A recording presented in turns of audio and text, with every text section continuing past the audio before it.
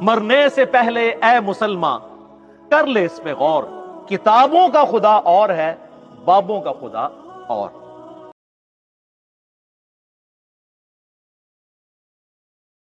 پہلا سوال ہے، سیدنا یونس علیہ الصلوۃ والسلام نے مچھلی کے پیٹ میں کتنے دن گزارے تھے اور انہیں مچھلی کے پیٹ میں رکھنے کی اصل وجہ کیا تھی؟ دیکھیں نا جی، اس طرح کے بھی خوبصورت سوالات آتے ہیں ہر ٹائم، اختلافی سوال، ویسے یہ بھی اختلاف ہے، اختلاف کے بغیر تو کوئی چیز بھی نہیں ہے۔ بہرحال میرے بھائیو، سیدنا یونس علی نبینا علیہ الصلوۃ والسلام کی شخصیت بڑی غیر معمولی شخصیت ہے، اس حوالے سے کہ یہ پیغمبروں میں واحد پیغمبر ہیں جن پر اللہ تعالیٰ نے ان کی لغزش کے سبب عطاب فرمایا، حتیٰ کہ سورۃ الصافات میں آیا کہ اگر یونس علیہ السلام مچھلی کے پیٹ میں ہم سے دعا نہ کرتے، اور وہ دعا آئی سورۃ الانبیاء میں، لا الہ الا انت سبحانک انی کنت من الظالمین، اگر یونس ان الفاظ میں ہمیں نہ پکارتے تو مچھلی کے پیٹ سے اسی دن نکالے جاتے جس دن مردے اپنی قبروں سے نکلیں گے۔ اتنا عطاب، اتنا جلال اللہ کا کہ یونس کی غلطی اتنی سویر نوعیت کی کہ جس دن مردے قبروں سے نکالے جائیں گے اس دن ہی پھر اللہ تعالیٰ فرماتے ہیں ہم یونس علیہ السلام کو مچھلی کے پیٹ سے نکالتے ہیں۔ اور دعا بھی دیکھیں، سورۃ الانبیاء میں آئی، لا الہ الا انت سبحانک انی کنت من الظالمین، لا الہ الا انت، کوئی نہیں معبود سوائے تیرے، سبحانک، اے اللہ تو پاک ہے، تو غلطی نہیں کر سکتا، انی کنت من الظالمین، میں تو انسان ہوں، غلطی کروں گا۔ کیا زبردست انداز ہے جی توبہ کرنے کا، اللہ تعالیٰ کی جو پاکی کی صفت ہے اس کو ٹریگر کیا ہے کہ اللہ تجھ سے تو غلطی نہیں ہوتی، میں تو بندہ ہوں، غلطی کروں گا۔ اور اللہ کو اتنی پسند آئی یہ کلمات، اور اس کے ساتھ الفاظ ہیں کذالک ننجی المؤمنین، ہم ایمان والوں کو بھی اسی طریقے سے نجات دیں گے جو یونس کی طرح ہم سے دعا مانگے گا۔ اور جامعہ ترمذی میں صحیح سند کے ساتھ حدیث ہے، جو شخص بھی یونس علیہ السلام کی دعا کے ساتھ اللہ کی طرف متوجہ ہوا، اللہ اسے کبھی محروم نہیں لوٹائے گا۔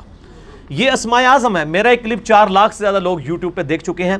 مصیبت اور پریشانی سے بچاؤ کے 3 وظائف، لا الہ الا انت سبحانک انی کنت من الظالمین، حسبنا اللہ ونعم الوکیل، اور یا حی یا قیوم برحمتک استغیث، یہ 3 وظائف۔ یونس علیہ السلام سے غلطی جو ہوئی وہ قرآن حکیم میں سورہ یونس کے اندر، سورۃ الانبیاء کے اندر، سورہ الصافات کے اندر اور باقی صورتوں کے اندر ٹکڑوں کی فارم میں، سورہ صاد میں بھی یہ ٹکڑوں کی فارم میں پوری کی پوری ایک ان کی سٹوری آئی ہے، وہ میں کمبائنڈ فارم میں آپ کو بیان کر دیتا ہوں کہ یونس علیہ السلام کو بالکل اگلے پیغمبروں کی طرح اللہ تعالیٰ نے یہ حکم دیا تھا کہ تمہارے جو مخالفین ہیں ان کو جو الٹیمیٹم دیا جائے گا اس کے بعد ان کو تباہ و برباد کر دیا جائے گا، لیکن پیغمبر کا یہ کام ہوتا ہے کہ وہ فائنلی اپنا علاقہ چھوڑنے سے پہلے اللہ تعالیٰ کی طرف سے جو پراپر آفیشیل پرمیشن ہے اس کا انتظار کرتا ہے، وہی کی فارم میں۔ پھر اللہ تعالیٰ حکم دیتا ہے، جس طرح کہ موسیٰ علیہ السلام کو حکم ہوا کہ رات کے وقت بنی اسرائیل کو لے کے نکلو، تو اس وحی کا انتظار کیا، رات کے وقت کا انتظار کیا، لے کے نکلے، اللہ کی تائید حاصل ہوئی۔ یونس علیہ السلام کو بھی بتا دیا گیا کہ بھئی تمہارے مخالفین کو 3 دن کی یہ مہلت ہے، اگر یہ ایمان لے آئے تو ٹھیک، ادروائز ان پہ عذاب آ جائے گا۔ اب جیسے ہی وہ 3 دن پورے ہوئے، کمپلیشن کے قریب تھے، بجائے اس کے کہ یونس علیہ السلام اللہ کی وحی کا انتظار کرتے کہ مجھے اب پراپرلی آخری 1 منٹ میں بھی تو آ سکتی ہے نا وہی، یہ سمجھ لیں تھوڑی دیر پہلے اپنا علاقہ چھوڑ گئے کہ اب تو ٹائم پورا ہونے کے قریب ہے، اب نظر بھی آ رہے ہیں کہ عذاب ان پہ آ جائے گا، اللہ کی وحی کا انتظار نہیں کیا۔ اور قرآن کہتا ہے کہ گمان یہ کیا کہ ہم ان پہ گرفت بھی نہیں کریں گے، بالکل آخری وقت تک انتظار کیا تھا نا، اب کس نے لانا تھا ایمان؟ لیکن پیغمبروں کے لیے چھوٹی سی لغزش بھی اللہ کے حضور جو ہے وہ بڑا معاملہ ہوتا ہے، کیونکہ ان کا رتبہ بلند ہوتا ہے۔ اب یہاں سے یہ نکلے غصے میں بھرے ہوئے، اللہ طرف ماتا نکلے اپنی قوم پہ غصے میں، اور گمان کیا کہ ہم ان پہ گرفت نہیں کریں گے، اور یہ سمندری سفر میں نکلے، وہاں سے اپنا علاقہ چھوڑ کے کشتی میں سوار ہوئے۔ کشتی جب سینٹر میں پہنچی تو بہت بڑا سمندری طوفان آیا، اور وہاں پہ یہ ٹریڈیشن تھی کہ کشتی طوفان میں اس وقت پھنستی ہے جب کہ اس کشتی میں کوئی ایسا شخص بیٹھا ہو جو اپنے مالک کی اجازت کے بغیر بھاگا ہو، ایسا غلام جو مالک کی اجازت کے بغیر بھاگا ہو، اس کے لیے وہ کرہ اندازی کیا کرتے تھے۔ کرہ ڈالا، حضرت یونس علیہ السلام کا نام نکل آیا۔ ظاہر ہے وہ بھی تو غلام تھے نا اپنے رب کے، بغیر اجازت کے نکلے ہوئے تھے۔ لوگوں نے کہا نہیں یونس علیہ السلام ہے، یہ تو نیک شریف آدمی ہے، اس نے تو لوگوں کو بھی نیکی کی طرف بلایا، دوبارہ کرہ ڈالا جائے۔ دوبارہ کرہ ڈالا، پھر یونس علیہ السلام کے نام نکلا۔ تیسری دفعہ ڈالا، پھر یونس علیہ السلام کے نام نکلا۔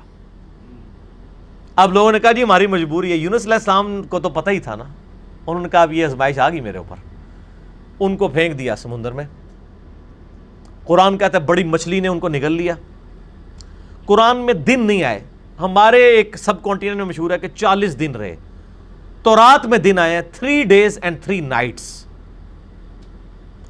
جونا علیہ السلام، جونا کہا جاتا ہے انگلش میں یونس کو، یونس علیہ السلام 3 دن اور 3 رات تک، یعنی کتنے بن گئے وہ 72 گھنٹے بن گئے، اتنی دیر مچھلی کے پیٹ میں رہے، 3 دن اور 3۔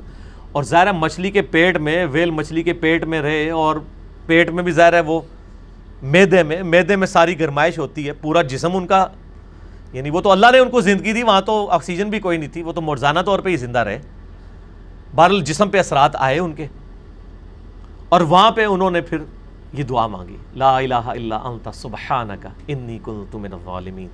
بس یہ پڑھتے رہے۔ اللہ تعالیٰ ماتا ہے ہمیں اندھیروں میں اس نے پکارا، اور اللہ نے دیکھے ان اندھیروں میں بھی اپنے اس بندے کی ندا کو سنا۔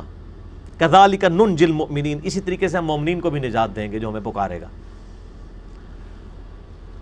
اور یہاں پہ وہ کہتے ہیں آیت کریمہ بڑا گرم ہوتا ہے جی، وضو کر کے بیٹھو، خوشبو لاؤ۔ حالانکہ جس شخص نے یہ پہلی دفعہ پڑھا ہے اس نے خوشبو والی جگہ پہ نہیں پڑھا۔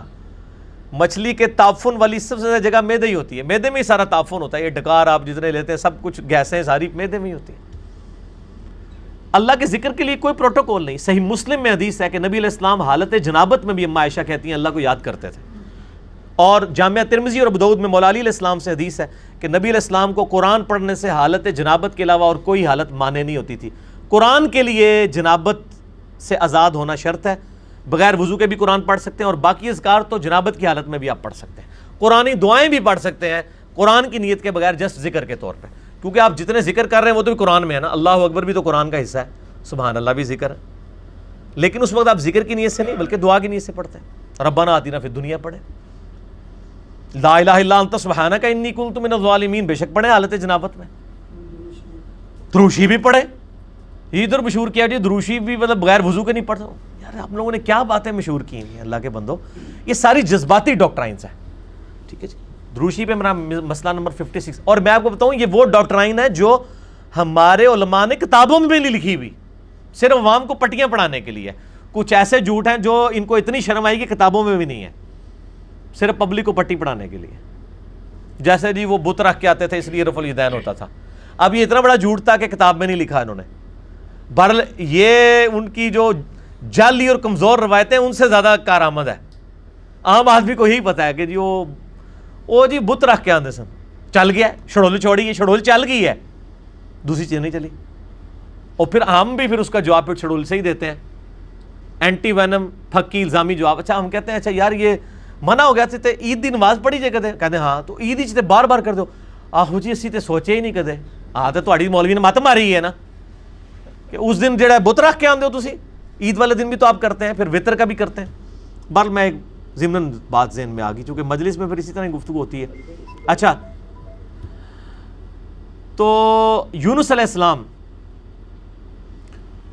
کو اللہ تعالیٰ نے پھر نجات دی، پھر قرآن حکیم میں آتا ہے کہ مچھلی نے ان کو اگل دیا کنارے پہ، وہاں اللہ نے قرآن حکیم میں آتا ہے ان کے لیے کدو کی بیل اگا دی۔ ظاہر ہے کہ جسم پورا ایک وہ اثرات کی وجہ سے جسم کے اوپر نئی ایک کھال ان کی اگی، دوبارہ سے ان کے سارے معاملات ہوئے، اور اللہ تعالیٰ نے ان کو ایک نئی زندگی دی اور ان پہ عطا فرمایا، اس کے بعد معاف کر دیا۔ لیکن آپ دیکھیں کہ اس غلطی کا ایک تو عتاب یونس علیہ السلام پہ آیا اور دوسرا اس کا کریڈٹ ان کی امت کو مل گیا. امت کو کریڈٹ مل گیا اس ڈیبٹ کا. اور سورہ یونس جس کا نام ہی سورہ یونس ہے اس میں حضرت یونس علیہ السلام کا نام آیا ہے. اللہ طرف آتا ہے کبھی ایسا نہیں ہوا کہ کسی قوم پہ عذاب آ کا فیصلہ ہو جائے اور وہ عذاب ان سے ٹل جائے الا قوم یونس، سوائے قوم یونس کے، کہ یونس علیہ السلام کی قوم سے یہ عذاب ٹل گیا. کیوں؟ جب یونس علیہ السلام وہاں سے نکلے اور عذاب کے اثار نمایاں ہوئے، عذاب ٹلنا کوئی نہیں تھا. عذاب تو فرعون پہ بھی آیا، اس نے بھی تو کہا تھا نا میں ایمان لایا موسیٰ اور ہارون کے رب پہ. اللہ نے کیا فرمایا قرآن میں؟ الآن، اب لایا، کوئی فائدہ نہیں، ڈبو دیا. یہاں پہ بھی جب عذاب سامنے آیا نا، پوری قوم یونس تقریباً 1,00,000 اور اس سے چند زائد لوگ تھے، سارے کے سارے سجدے میں گر پڑے. انہوں نے کہا یا اللہ معاف کر دے، معاف کر دے، معاف. یونس علیہ السلام واپس قوم میں، قوم زندہ کی زندہ. اب یونس علیہ السلام کے لیے بھی ایک حیرانگی تھی، ایک پاسے میں بھی عتاب کٹیا، دوسرے پاسے قوم بھی بچ گئی ہے، تو میں اب ان کو کیا منہ دکھاؤں گا جا کے کہ میں ان کو تو الٹیمیٹم دے کے گیا تھا، میں اپنی بھی لغزش کے اوپر عتاب بھگت آیا ہوں اور یہ بھی بچ گئے ہوئے ہیں. لیکن ان کو پتہ ہی نہیں تھا، قوم تو ایمان لا چکی تھی، تو انہوں نے آتے ہی آپ کے ہاتھ میں بیعت کر لی. اللہ تعالیٰ نے حضرت یونس علیہ السلام کی اس لغزش کو کریڈٹ بنا دیا ان کی امت کے لیے بھی، یونس علیہ السلام کو بھی ایک آزمائش سے گزارا. اب یہاں پہ بڑی امپورٹنٹ بات میں آپ کو کروں، خصوصاً ہم مسلمانوں کے لیے. بخاری اور مسلم دونوں میں حدیث موجود ہے، ایک یہودی اور ایک مسلمان کا جھگڑا ہوا. باقی روایتوں میں آتا ہے کہ وہ مسلمان سیدنا ابوبکر صدیق تھے رضی اللہ تعالیٰ عنہ. یہودی نے کہہ دیا کہ اللہ تعالیٰ نے موسیٰ علیہ السلام کو تمام جہان والوں پر فضیلت دی. یہ بخاری مسلم دونوں میں حدیث ہے. مسلمان نے کہا اللہ تعالیٰ نے ہمارے نبی علیہ السلام کو تمام جہان والوں پر فضیلت دی. جھگڑا ہوا، مسلمان کو غصہ آیا، اس نے اس یہودی کو تھپڑ مار دیا. وہ یہودی اپنا مقدمہ لے کر نبی علیہ السلام کے پاس آیا. آپ صلی اللہ علیہ وآلہ وسلم نے اپنے صحابی کو ڈانٹا اور فرمایا مجھے یونس پہ بھی مت فضیلت دینا.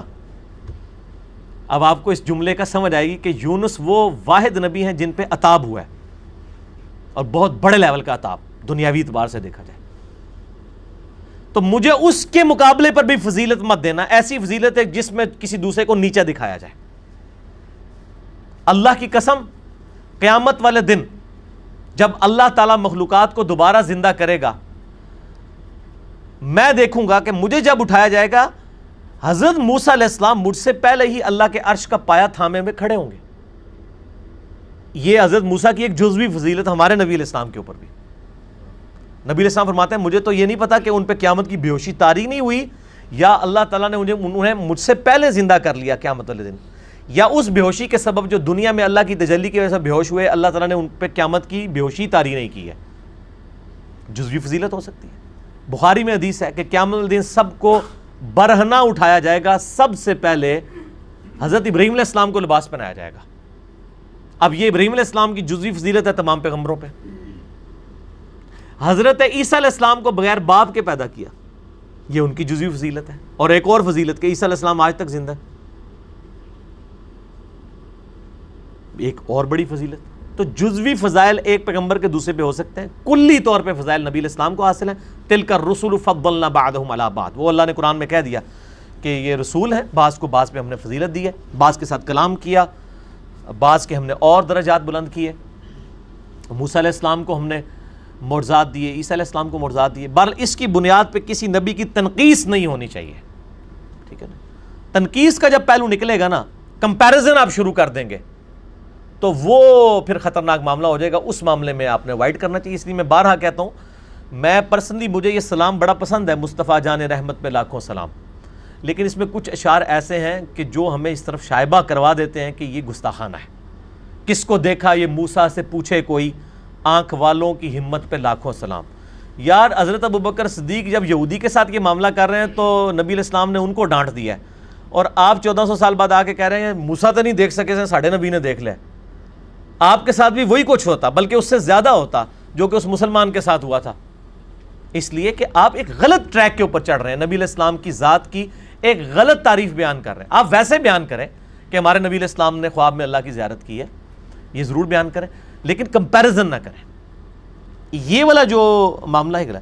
تو اسی کو کہا جاتا ہے تفضیل بین الرسل، تفضیل عربی میں کہیں گے، ایک رسول کو دوسرے پہ فضیلت دینا یہ جائز اور حلال ہے، قرآن نے بھی دی ہے، لیکن تفریق بین الرسل، رسولوں میں فرق کر دینا ایمان لانے کے اعتبار سے یا کسی کو اونچا نیچا دکھانے کے فور، یہ حرام ہے۔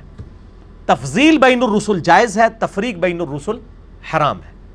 حضرت عیسیٰ علیہ السلام کا بھی گستاخ اتنا ہی بڑا گستاخ ہے جتنا ہمارے نبی علیہ السلام کا گستاخ ہے۔ ایک بندہ سارے پیغمبروں کو مانے، ہمارے نبی کو نہیں مانتا، وہ بھی کافر ہے۔ ایک بندہ ہمارے نبی کو مانتا ہے، سارے پیغمبروں کو مانتا ہے، حضرت موسیٰ علیہ السلام کو نہیں مانتا، وہ بھی کافر ہے۔ تو لا نفرق بین احد من رسلہ وقالوا سمعنا واطعنا غفرانک ربنا والیک المصیر۔ ٹھیک ہو گیا جی؟